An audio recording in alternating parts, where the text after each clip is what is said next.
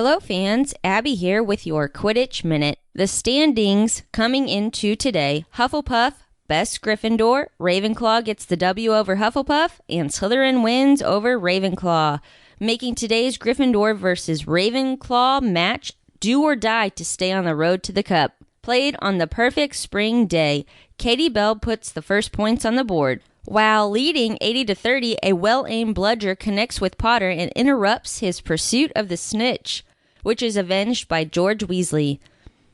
After the second snitch sighting, Cho shows great wit by switching it up and marking Potter. The tactic is a smart choice, as Potter is on the best broom galleons can buy. Up by 50 points, things get exciting. The snitch is seen for a third time, and as the chase begins, a Dementor sighting ups the stakes. With lightning speed, Potter blasts the hooded figures and captures the snitch. So for now, we are in second. The hope for the cup is still alive. As for me, I'm headed to the after party. That's a winner.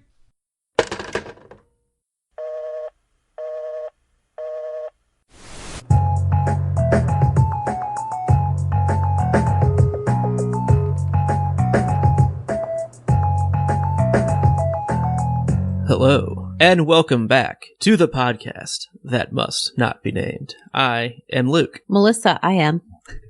And we are here doing Harry Potter and the Prisoner of Azkaban, Chapter 13, Gryffindor versus Ravenclaw. This chapter was 17 pages, and that is 5.5% of this entire book.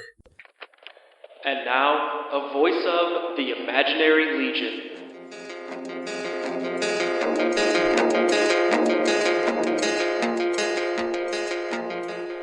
Chapter 13, Gryffindor vs. Ravenclaw. The Scabbers Crookshanks debacle is still in full swing, leaving Harry in the middle. All attempts to cheer up Ron have failed, and it seems that with Scabbers' death, Ron's love of his rat have multiplied. The firebolt has not failed to impress. Students and teachers alike are quite taken by Harry's superior broom. Madam Hooch was still overseeing practice as Harry's protection detail. Oliver reported Cho Chang will play Seeker in the upcoming match, and in Gryffindor's favor, her broom wasn't nearly as good as her looks. Wink, wink. The evening practice was flawless, the only worry being Dementors. Harry hoped his modest success conjuring up Patronus charm would be enough. Staying after practice, Ron takes a go on the firebolt. On the way back to the castle, the boys ran into Crookshanks, which to Harry was preferable to seeing the Grim. Ron is angered that Hermione was still allowing the murderous cat's reign of terror to continue. At the start of the match, Harry felt nerves that had little to do with the game ahead. Ravenclaw did not make this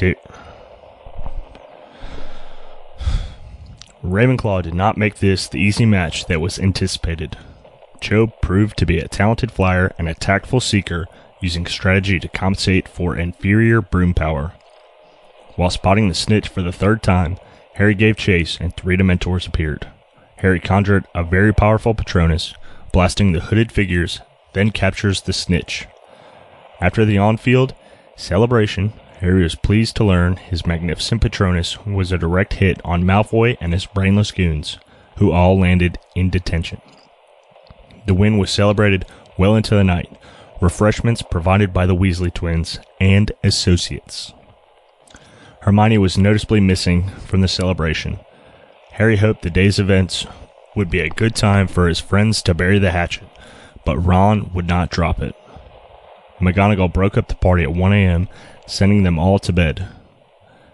Harry had an ominous dream. Upon awakening, it was Ron who had the real nightmare. Ron had been attacked by Sirius Black. Black had been standing over Ron with a knife. The boys make their way down to the common room, waking everyone. Ron's tale is not taken seriously. McGonagall returned to scold the pajama-clad, button-pinned head boy Percy on his inabilities to maintain order when Ron implores upon her the very real events that have just taken place. Ron calls in backup from Sir Cadogan. The portrait confirms that a man had entered and had the entire week's worth of passwords. Professor McGonagall turns on the Gryffindor house and demands to know which abysmally foolish person wrote down the passwords. A trembling Neville takes responsibility.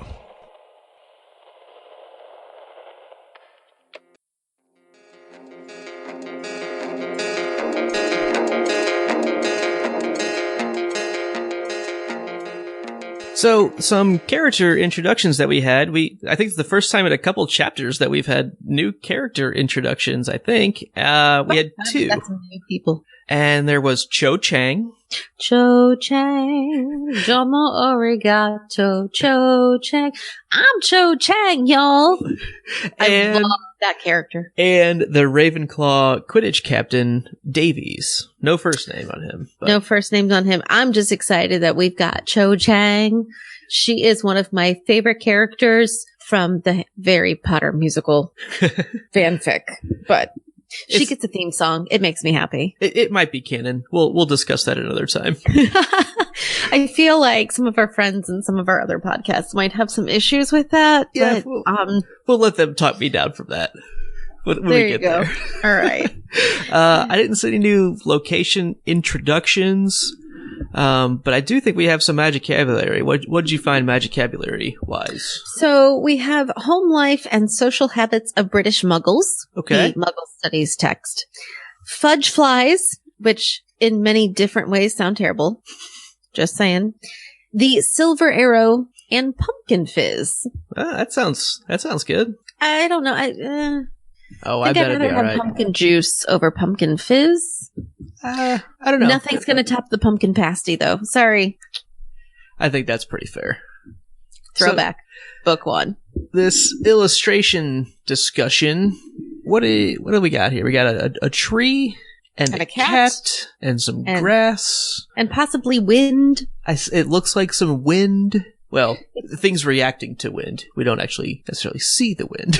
True. I'm assuming this is Crookshanks and the Whomping Willow. I don't know if it's supposed to be the Whomping Willow. I think it's just supposed to be a tree. Oh, it's just near the edge of the woods. Yeah. Okay. Yeah. I have no idea really why we have, the cat. Other than... Aside from that happened in this chapter. Wait, what happened in this chapter? After they leave the Quidditch pitch, they see him out there, didn't they? See, I was picturing a different section, which is later on, and I'm like, I don't know this part. You're right. We'll talk. I have a note about it, so we'll talk about it. But in this picture, Crookshanks this is what I get for being ahead. Looks enormous. Like, if that's supposed to be like a normal tree, it looks like the size of a gorilla. Which then if Crookshanks really is the size of a gorilla, then that goes back to he probably was intended to be a magical type of cat. If you're a gorilla-sized cat. Yeah, that would definitely qualify as a magical cat. A sparkling, glittery, shedding cat. So my middle child is really becoming a Broadway musical fan. And lately I've been very carefully introducing her to a couple of songs from Cats. Okay. By Andrew Lloyd Webber, which is not one of my favorite musicals, but I really like the song Memory. So I'm looking at, maybe this is what a Jellicle Cat is. Those of you who know the musical, this is the Jellicle Cats. And now I'm singing that song in my head with the Jellicle Cats in the Jellicle Ball, which again, you have to know the musical, which is very odd in and of itself, but maybe he's a Jellicle Cat. I'll let you ponder that. I don't know. That's okay. You don't need to know. And I'm not even like saying, oh, you should. No, it's okay that you don't. Really. I'm okay with it. But it just, that connection from the things we've been talking about in my house lately. So.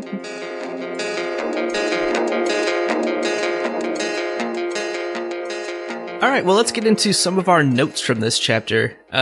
I think it's interesting that the chapter opens up with even more contention with our power trio, right? It seems like it's ebbed and flowed for the past 10 chapters. I mean, maybe not quite 10, but 8 or 9. It's been a while. It's really not even Harry. I mean, it's a little Harry, the firebolt, but it's really Ron and Hermione just going at each other. And like cats and rats. Yeah. And Tweety and Sylvester and other things. But no, it's Tom and Jerry. There you go. It's Tom and Jerry, except Tom won. And Jerry fans everywhere are not pleased. What about Speedy Gonzales? I think he could fit into that too. Andale. Arriba. But yeah, I don't know. It seems, I don't know. It's just continually, oh, they're friends again. Oh, something like one more thing breaks the camel's back. Oh, they fixed that. Oh, there's that camel again. I mean, I will say, dead rats kind of constitute a pretty good reason to be mad at somebody. Yeah. Or at least to be upset. I'm not saying that Hermione's perspective is wrong, but at the same time, Ron's isn't either. They just have differing perspectives. Right. Yeah. But yeah, I would be upset. Yeah. Yeah. I think both sides are making very valid points. I think that's where the biggest disagreements come from, is when both sides are justified. And, you can kind of see where each side comes from if you actually take that step back. And I think it's kind of on Harry's shoulders in all of his spare time. He doesn't have that. Sure. But he would be the one to try to help find the middle ground, but he's just kind of playing it, almost not taking a side by kind of just hanging out with Ron and not necessarily hating on Hermione. I don't know. It's been contentious, and we'll see where that goes, I guess. However, I do really enjoy Fred and George and their attempts at comforting Ron in the loss of his rat. Oh, yeah. I wouldn't say they were successful attempts, but attempts. Yeah, I thought they were very well intentioned. I'm not disagreeing with you. And the fact that they even did anything at all. Yeah, which is out of character for them to care about Ron to his face. Right. That's the difference. They're I think, showing that they care. Right. That's the difference. That's how you know it's a big deal. Right. So let's talk about the firebolt. So we have our first practice, right? And I like how even Hooch is like swooning over the firebolt, and because even Oliver Wood's like, Madam Hooch, could Harry have the firebolt back so we can practice? I just thought it was really funny. So wait, especially after our conversation about Wood from last chapter, Oliver Wood is the voice of reason here. Well, for the same purpose. He needs his chaser or his seeker to get some flying minutes and flying time on his new broom. Okay, I'll give you that. He is nothing if not focused on his goal. Mm-hmm, definitely. Okay, all right. What are your thoughts on the firebolt? I want to ride one. Yeah. That would be pretty fun. Yeah. I mean, I'd probably freak out, and I'm way too old probably now at this point, but if I had been flying on broomsticks earlier in my life and this brand new broomstick came out, I feel like I would absolutely have to ride on it. Yeah, one thing I completely agree. One thing I did like was as they were walking the firebolt to breakfast the morning of the match, the firebolt guard. Right. Yeah. It's just funny. It's kind of my theme for this chapter. It's not that a ton of huge, big, giant things happen until the really end or whatever. But really, it's the idea that there were lots of really good character school moments. And that firebolt guard was one of them, of just boys being boys doing boy things. Right. I liked that.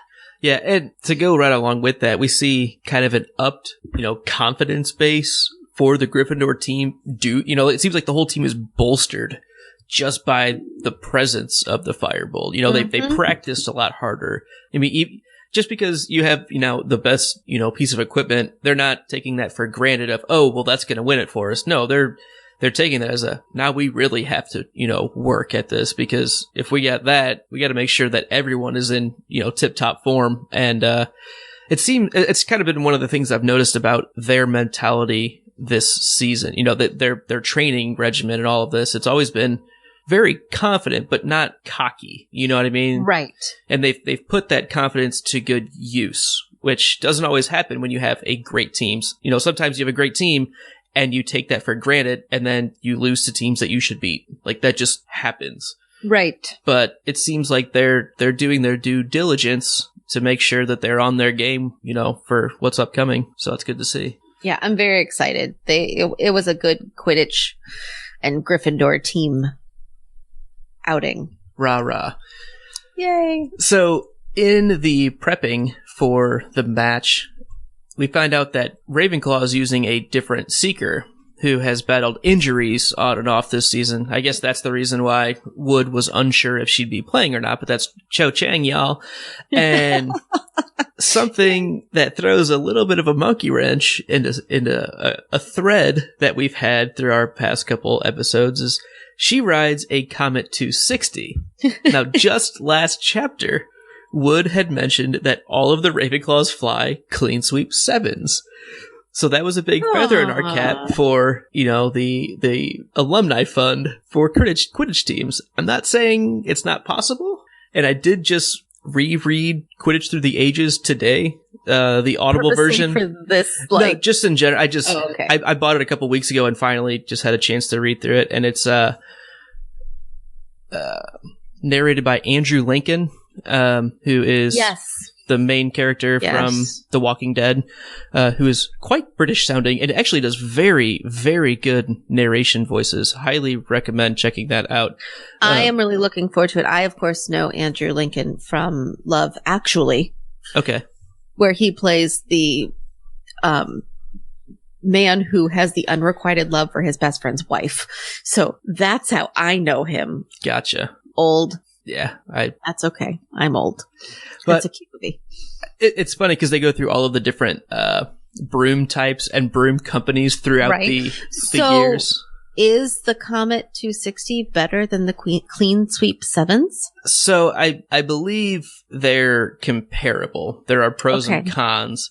The Comet company and the Clean Sweep company were like constantly battling for top dog until the Nimbus comes out. The Nimbus 1000, I believe, was the original model. And that was like the late 70s, I think. But so for like 80 years before that, it was Comets and Clean Sweeps. And so it's still like definitely like seems like it's tied for second best. That's not a Firebolt or a Nimbus, if that makes sense. It's still, a good broom, but probably comparable to the Clean Sweep. I just think it's odd that one chapter ago, we hear all of the Ravenclaws fly Clean Sweep 7s, but now Cho doesn't. Well, maybe the Seeker that played in the last game did have a Clean Sweep 7 like everyone else.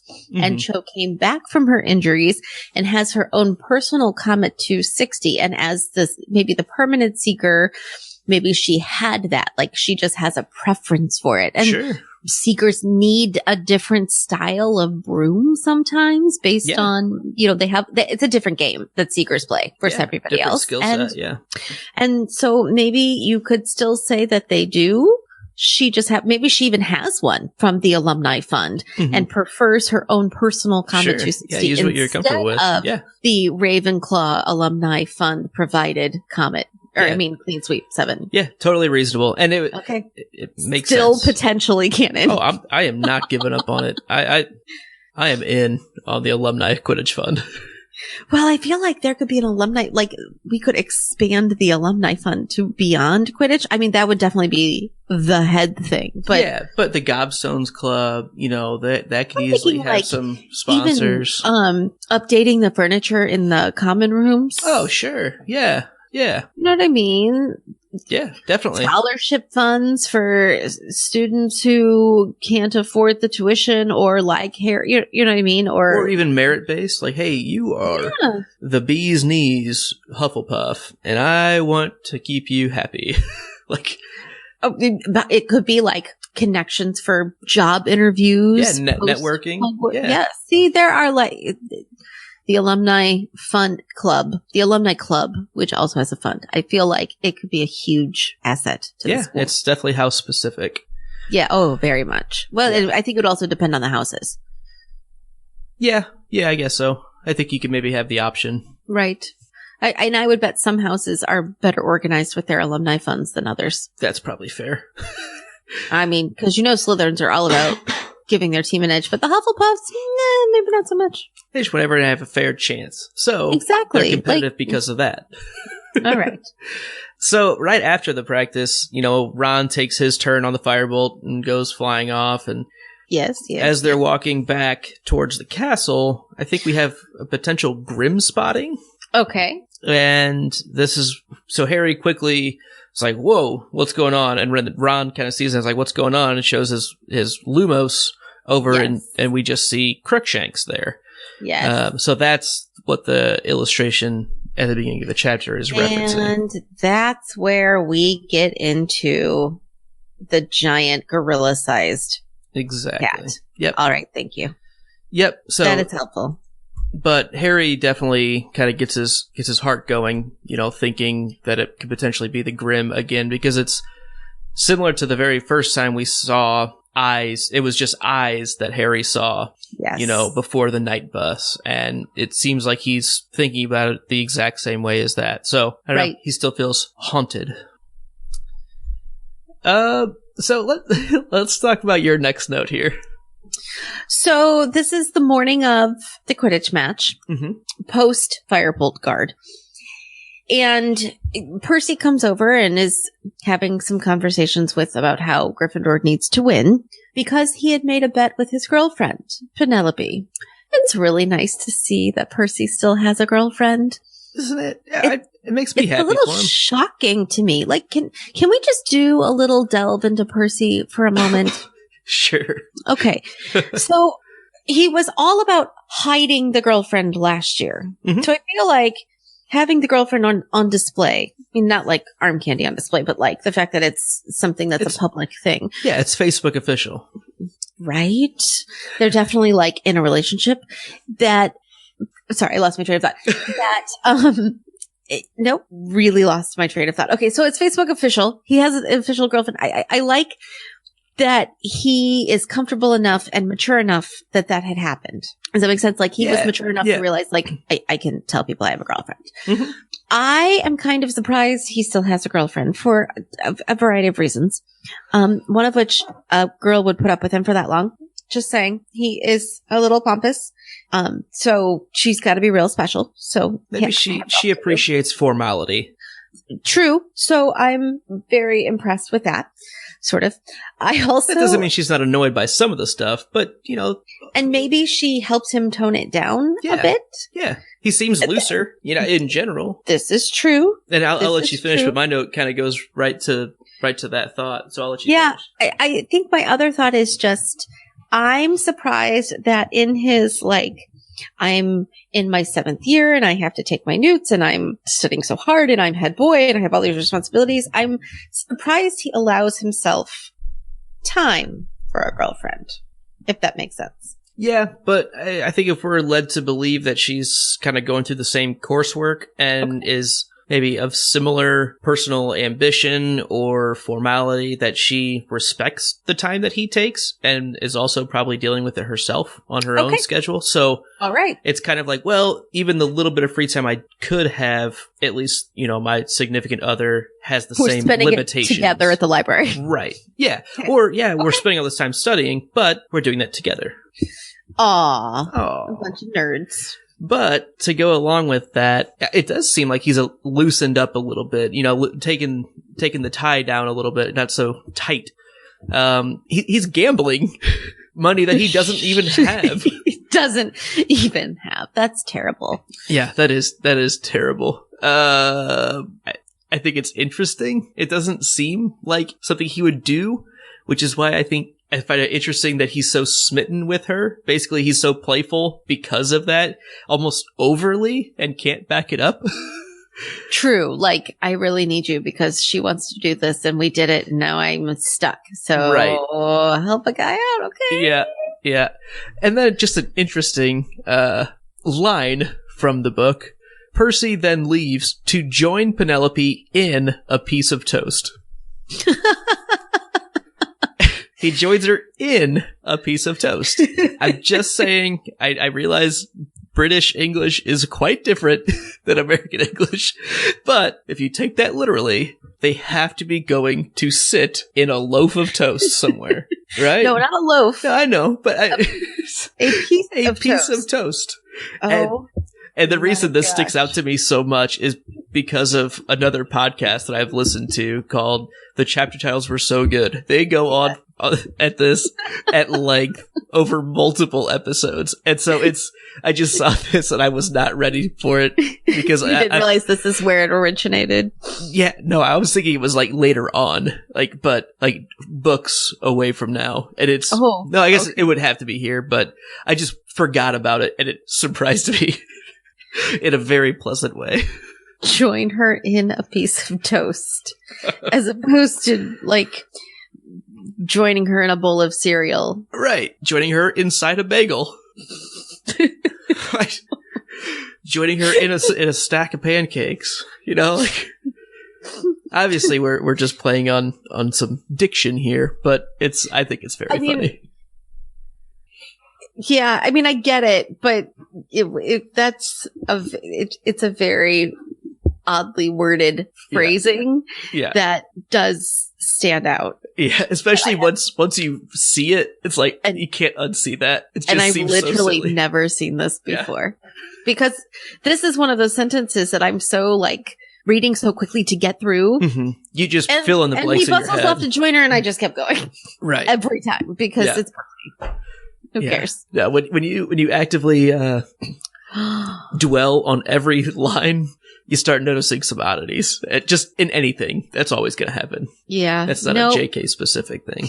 Would you like to join me in a piece of toast? I'm going to go over there to that toast. Would you like to go with me?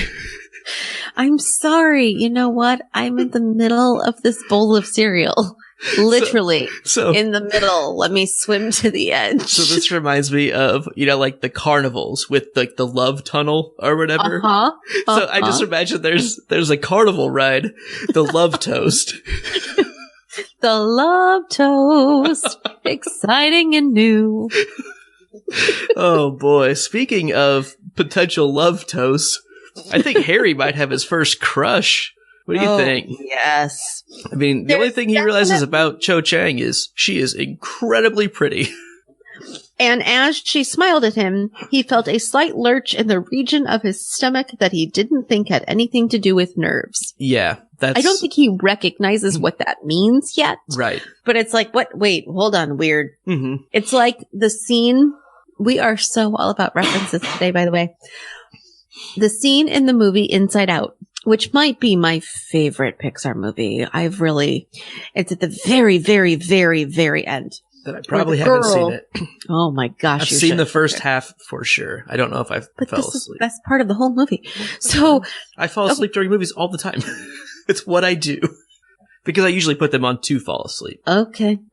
It defeats the purpose of the movie, but it's neither here nor there. We're going to move on. I'm powering through.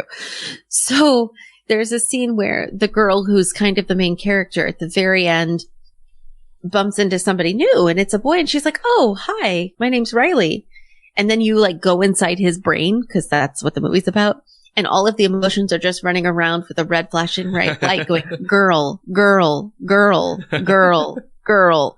And that's what I imagine is happening in Harry's brain right now. Like just girl, girl, girl. I'm not sure what to do with this. Does not compute. What's going? Like, why is this different than when I look at any other girl? Like it's right, like what? And then it flashes back, and she's just looking at him, and she's like, "Okay, bye," and walks away. Like, what's wrong with you? But that is to me what that type of hormonal thing ends up like. I don't know what to do. Red flashing warning lights and every running around and jumbly and right. That's what I imagine is happening in Harry's brain, except it's, in the middle of a very important Quidditch match. Yeah, he's very disarmed by that. True. So then we can actually get into the match, and Lee Jordan must be getting some paid, sponsorship here for advertising the Firebolt. And it's funny because even McGonagall kind of calls him out for it because he's enamored with it. I mean, everybody is. And he just, he can't stop talking about, it has a built-in auto brake. And she's like, Jordan! The Firebolt's precision balance is really noticeable. Oh, man. It's another really good Lee Jordan scene. The Firebolt's going to be the broom of choice for the national teams at this year's World Championship. Yeah, just great stuff. I know. I think my favorite is when he first starts doing it and Professor McGonagall interrupts him. Jordan, would you mind telling us what's going on in the match? Right you are, Professor. Just giving a bit of background information. The Firebolt, incidentally, has a built-in auto brake. Jordan! Okay, Gryffindor in possession. Yeah. She calls him out. He's like, I know, I'm good. But one more thing. Yeah, but he has the mic. The floor is his. That's true. But, she's right there. Yeah. Just in case. Well placed by her. So the match goes on, and Harry shows quite a bit of skill, and so does Cho. You know, she is clearly outmatched equipment-wise. It's not even close. Right, but So, I think she's pretty decent. yeah, absolutely. And I think that's what we're supposed to get at it. You know, she's clearly marking him, trying to basically create traffic and slow him down, because there's no way she can go head to head, you know, straight down the pitch. So she's got to keep him close, and hopefully that works. But, you know, having the better broom at almost all times definitely helps. You know, year 1, he had the best broom you could get. True. Year 2, he had the second best broom, and only one other team had anything close. True. Or, you know, had the upgrade. And now, again, he's got the ultra upgrade. Seeker. Well, yeah, exactly. But now he's got, like, the ultra, you know, one-upsmanship here. And True. yeah, I'm sure he's a very good seeker, but having the best equipment in this, it's going to play a big part of it. Right. Some nice Patronus work. You know, it seems like Harry maybe actually fully successfully shot something that he intended to. Well, and at first I was really surprised the first time I read this with, oh, wow, he did it. And then you realize, oh, that's why you weren't knocked off your game. Mm-hmm. Not quite a Dementor. Yeah, it was a fake Dementor, kind of like one of those 2-man horse costumes, Yeah. or like the giant monster costume where you just have someone sitting on your shoulders, so you look like you're 10 foot tall. Yes. They do that in the most recent, one of the newer Muppet movies. They call him Muppet Man, and they're all in like one big giant trench coat, and like one Muppet is the leg, and another one's an arm, and another one, like 4 inside the body. Yep, that's definitely the Dementor. I love how badly that went for them. Yeah. That was excellent. That was awesome. Oh, and McGonagall ratting them out too, like intentionally trying to distract the Gryffindor seeker. Mm-hmm. That's fantastic. And then we have a common room party. You know, to me, it seems a lot like a dorm room party in college. Like, yes, you could get away with it for a little while, but you're gonna get shut down most likely. Here's the thing, though. So you say a little while, but I mean, the game was at 11 in the morning, roughly. Like they typically are around that time.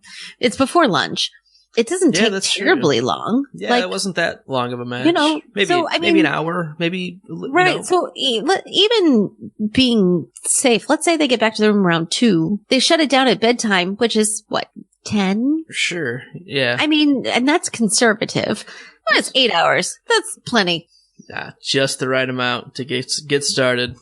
Well, high school kids and middle school kids. Yeah. It's not even college level kids. So, yeah. you know. But I do love Fred and George's, response later on. Well, we're not quite there yet, but we have to talk about Crybaby Ron before this. Oh, yeah.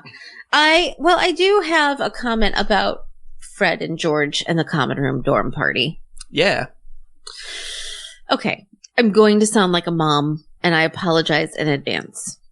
Because I don't really have a problem with Fred and George sneaking out, because if anybody's going to do it and be perfectly fine, it's Fred and George. Caveat. But does nobody in Hogsmeade realize that Fred and George are students visiting the town on a non-visit day? Right. Or do they have a source, that...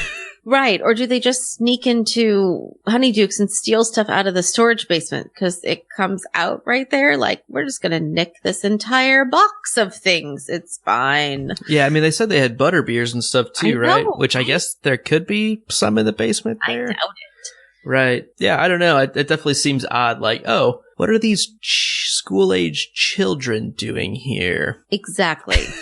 Yeah, because this would still be, like you said, this would still be like 2 p.m. Right. So it's Which not like fine. I mean, and obviously there's the ban still, so everybody has to be, out of the town by sunsets. Everything has to be closed because of Sirius Black still being out and about. But I mean, Fred and George are not that old and they're they might be in Hogwarts uniforms. You don't really know, but they just show up. Hey, we're here. How's it going? Oh, aren't you at school? Oh, we don't go to school. Like, they've got a story. Maybe that's what it is. Yeah. Fred and George have a story. They've got it all worked out. They took the weekend off to visit home. Oh, home is like they know the location. It's nearby. Who knows? Yeah, I don't know. But I It would does like to know say, how they pull it off. It does say, the party went on all day and well into the night. Fred and George Weasley disappeared for a couple of hours and returned with armfuls of bottles of butterbeer, pumpkin fizz, and several bags full of Honeydukes sweets. And then they just credit, Mooney, Wormtail, Padfoot, and Prongs. But How did they afford that? well, I think getting to what you're saying, I think they nicked it. Yeah, I mean, they almost had to have, right? I feel like that's the only way that they're going to get away with it is by no one knowing and sneaking. And, what we're doing? Sneaking. Sneaking. Gollum.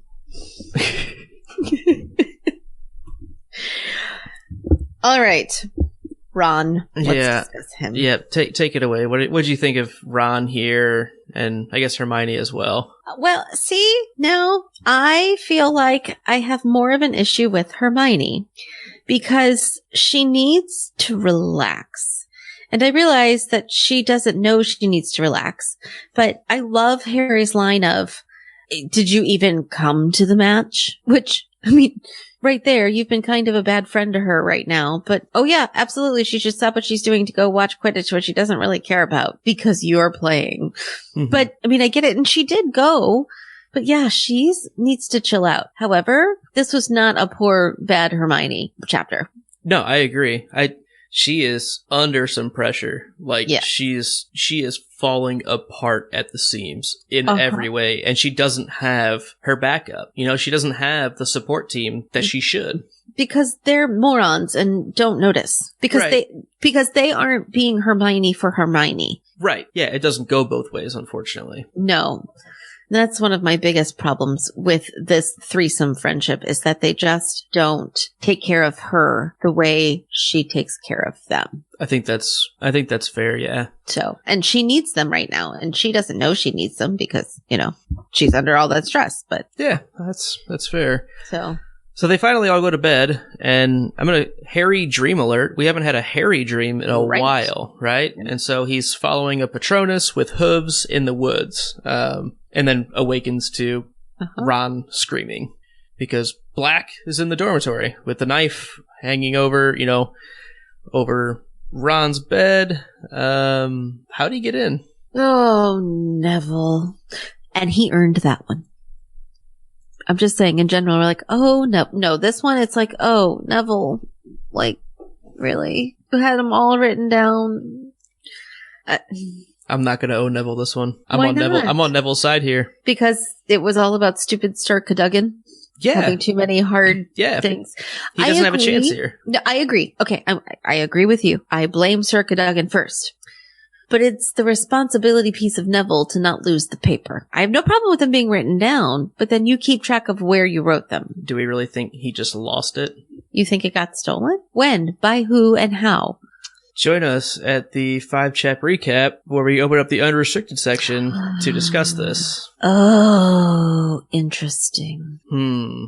Okay, I see where you're going with that. Yep. We'll Conversation talk about it pause. then. Join us then. Done.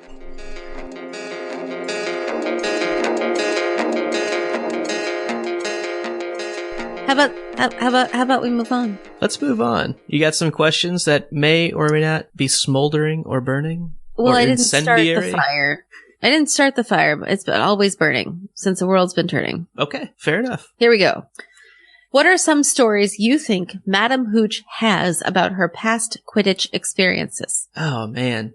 That was one thing we actually didn't talk about was, she was swooning over, but she, clearly knows her stuff. She kind of goes through, one thing that I find with the Nimbus is they have a little tail drag over, if they develop some tail drag after, certain number of years, and they don't make them like the old silver arrows. And she clearly has, this encyclopedic knowledge of this. I find that fascinating because we haven't gotten much from her just in general. She's just been she does this kind of character, but you actually get to converse with her and she fills those shoes really well, I think.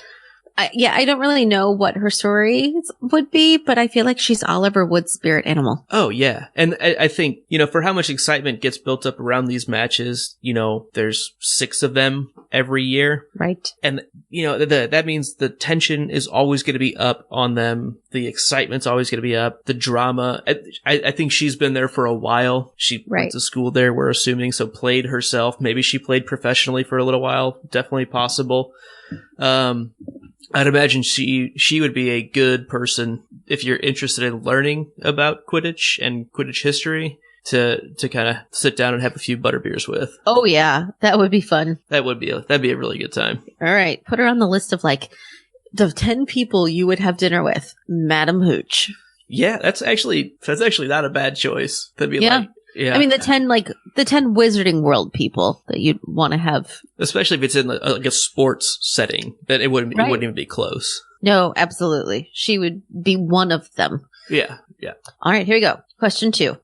Why are Hufflepuff and Ravenclaw only getting named Quidditch players now? I think it's because this is book 3, honestly. Because books 1 and 2 were so specifically Gryffindor versus Slytherin for the House Cup, for Quidditch Cup, and they were such short books. There was not enough time to reference these other characters without it seeming forced, I think. I think it could have been done, do a little bit of commentary in the match of, hey, this is their captain, just reference them. But it almost becomes, for younger readers, can be confusing when you have names that don't do anything. They don't lead to anything in that book. Okay, so you're okay with that? I'm okay with it because I think it's opening up, the world's opening up a little bit in this 3rd book where we didn't have that before. See, I almost feel opposite because there are several names that are like that. Like Marcus Flint. We didn't need to know who the Slytherin captain was in book 1. We could have waited till book 2 and we could have heard about the... But it was Slytherin, so it had to be. Well, you think we had to name the Slytherin captain? Yeah, because it was all Gryffindor versus Slytherin. That was the only thing that mattered. Okay, all right. And they give him, the same kind of negative connotation characteristics over and over again. And that's before Malfoy is on the team. So you had to have some face. Somebody. And then he would just still be there the next year. So it's when we've learned book 1. All right, I will give you that then. Fine. Question 3. What was cooler? Harry attacking the Dementors or how he caught the snitch? It's kind of the combination, right, that makes the catching of the snitch really that impressive, right? It's the fact that he did it as he shot the Patronus, right? There wasn't anything else really special about it other than he was able to kind of keep his cool and stay focused, right? My answer to the question is, I think, attacking the Dementors. Okay. I'm glad you made a choice. I mean, other than he was chasing it down with Cho, who is also chasing it down. Mm-hmm. Yeah. And that's a big part of where my comment earlier about having the better equipment. I mean, yeah, he's going to beat her there. If they start even close to the same spot, he's going to overtake her pretty quick, is what we're led to believe. So that leads me to question 4. Did Harry's new broom make the difference in Harry's ability to beat Cho Chang at Quidditch? And I'm going to ask it a different way. Okay. If they had the similar status or level of brooms, or same model, yep, same, right, yep, would Harry have been able to beat her? To answer the first question, mm-hmm. I think it made the difference in this match. I think do too. I do think he might have potentially better ability. We just don't have any way of telling. She is quite good, is what I got from this. She had a losing hand, basically, in poker, and was able to stay in the game. And she made it a challenge for him. He had to prove that he could be maybe strategically better than her to actually beat her. It ended up being, he used the tool that he had to do it, but he also had to get around her blocking ability. So it's tough. If they were on the same broom model, not the same broom, because that would be weird if they're riding the same broom together. Different story. That is not in the same piece of toast or anything like that. I don't know. I think it'd be a good match. It was a good match already. So maybe she is better. I don't know. I definitely think after reading this a few times, because I went through this chapter a couple of times, specifically thinking about that, I think she was better in this game. She played better than he played. and I'm not saying overall she's a better seeker forever, but in this game, the choices she made and the way she stayed on him, I think and she's just smarter. She played this game better than he did. Mhm. And she got hosed because of a better broom, which kind of sucks for her because she totally could have won that game. So the one skill that we hear in multiple Quidditch matches before this that it seems like Harry really shines in is diving. Diving after it and pulling up really late to catch the snitch. This wasn't really a dive. This was, a straight shot at it. So, there's a lot of different skill sets you use in different sports, and maybe her head-to-head skill set is better than his. But I do think that his diving and maybe guts ability that kind of goes along with that, like the suicide dive kind of thing. Right. I think he could top her on that. Yes. But I do think she outplayed him in a lot of other areas. Yeah, I agree. Yep. Yeah. So I do think given an equal playing field, it'd be a brilliant match. I think it'd be really amazing. Really good to watch. So that would be fun. Okay. Question 5. Why did Sirius Black attack Ron and not Harry? Wrong bed. Not knowing which was which. That's what I always thought. I mean, right? I mean, just messing up, and then once everybody woke up, getting scared and running. Right. Yeah. I mean, and then I think we'll talk about why he maybe ran next chapter, but yeah, I really think it's, he doesn't know which bed is which. We know he tried to get in there before, but wasn't able to get in. So now he finally got in. This is his first time doing reconnaissance in the room kind of thing. So unless he knows the differences of the lumps in the beds, oh, that looks like a Harry lump. That looks like a Seamus Finnegan lump. Because he's not going to know what kind of other stuff around the bed, and he's not going to make a light, shine any lights around to tell even more so. So, all right, I'll give you that. Wrong bed. That's what I always thought too. So yeah, I agree with you.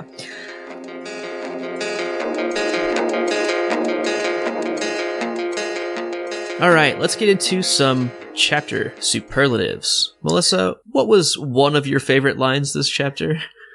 And folks, I think between Luke and I, we have 7 different lines listed. It's been a long time since we've had this many to choose from. I like when there's this many. That just means that it was a really funny, good chapter. Can you remember the last time we had this many? I want to say it's book 2, maybe chapter 11, which I loved so much. I don't really know. With the Cupids or something. But maybe I might be forgetting about that. The one I was thinking of, the journey from platform 9 3/4. Book 1. Yeah, there was a lot there. There was a lot there. That was a long episode. Maybe in the very last end of book special, you and I will go through and we'll try to find the chapter with the most best lines. We'll do our own superlatives. This is how many this one had. The best chapter of lines was because it had the most good lines. Yeah, I don't know. And I won't remember that. So really, we probably won't. But I'm saying it now. I mean, we're going to be 5 years older at that point. So We'll see. All right, here we go. My second runner-up. Harry accelerated, eyes fixed on the speck of gold ahead. But just then, Cho appeared out of thin air, blocking him. Harry, this is no time to be a gentleman! Wood roared it as Harry swerved to avoid a collision. Knock her off her broom if you have to! That was easily one of mine as well. That was definitely a good one. Don't be a gentleman. Don't be a gentleman. Knock her off her broom. Yeah, that's great. Excellent. Oops. So after the party kind of ends, everyone goes to sleep, Ron wakes up in a terror. And everyone comes running out, see what all the hullabaloo is about. And the Weasley twins are like, "Excellent. Are we carrying on?" said Fred Weasley brightly. I just love that this is what they do, man. They're party animals, right? That's the feeling that I get. I agree. Yes, they are. There's no question. There's no like, hey, okay, let's go. I'm here. Let's just keep it going. That's fine by me. I'm in. Yeah, I love that they're in their charismatic element. Yes. One of my also runners-up comes from another Weasley twin. And it was back at the beginning, right at the first Firebolt practice session. And it was after.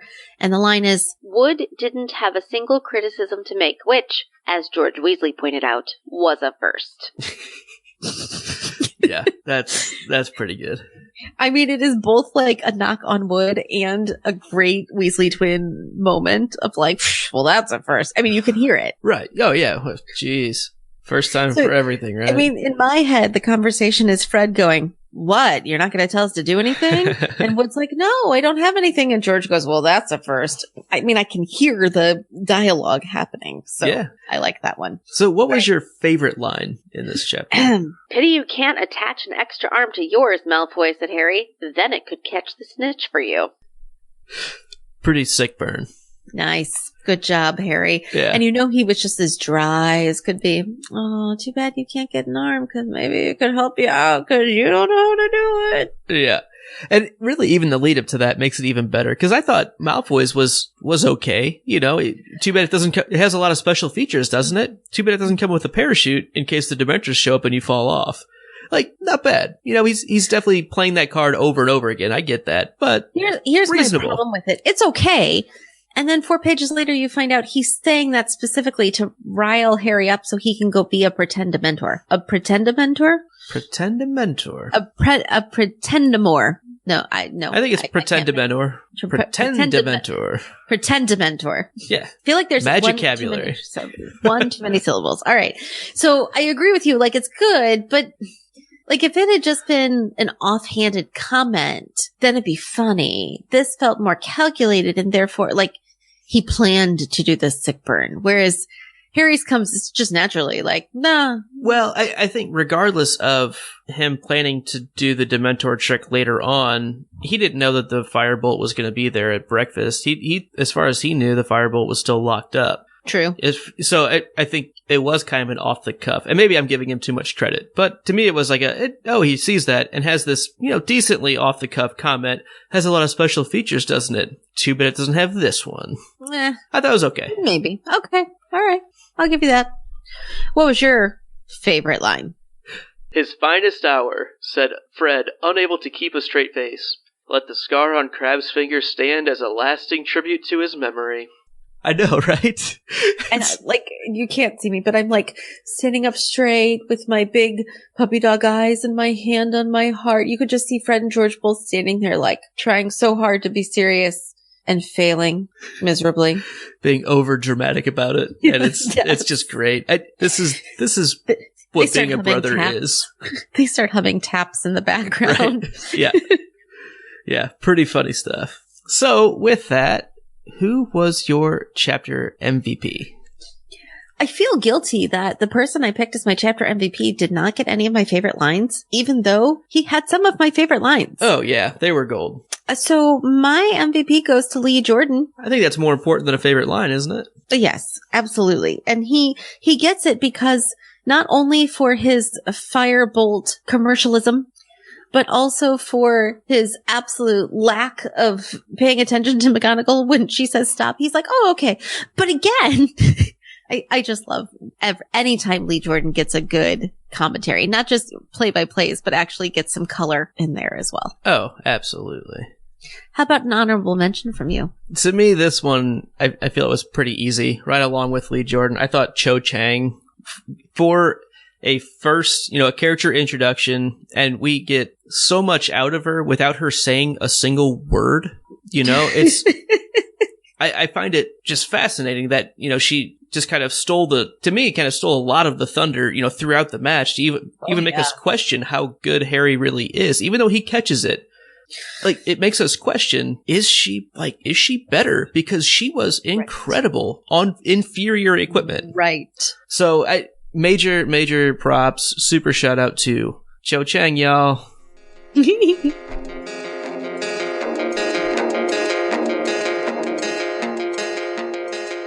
And we quit now. Done. We're done. The end. And then there were no more. The animator died and the monster was no more. Instead, you can find us in places with things and numbers and letters in this particular order. We have an email, thepodcastthat@gmail.com. We have a Twitter handle @notnamedpodcast. We have a website, thepodcastthat.com. We have a YouTube, the podcast that must not be named, youtube.com/that. You can subscribe and rate us there. We can also be found on iTunes. We want to give a special thank you to our imaginary summary provider, Joe. Thanks, buddy. You're the bomb. We'll be back next week discussing Chapter 14. Snape's Grudge. Stay imaginary. Thanks, they.